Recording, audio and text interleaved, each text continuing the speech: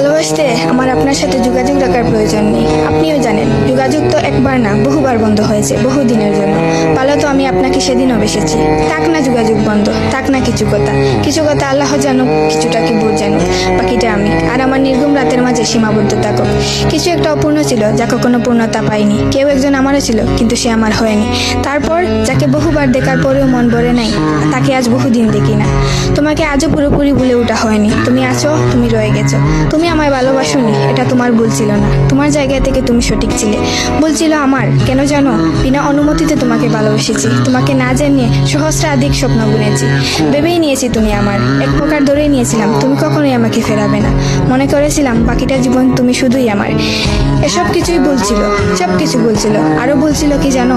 আমি বোধহয় জানতাম তুমি ঘৃণা করতে পারো না, তুমি অবহেলা করতে জানো না, তুমি তুচ্ছ তাচ্ছিল্য করতে জানো না, তুমি অসহায় করে দিতে জানো না, তুমি অপমানের সুরে কথা বলতে জানো না।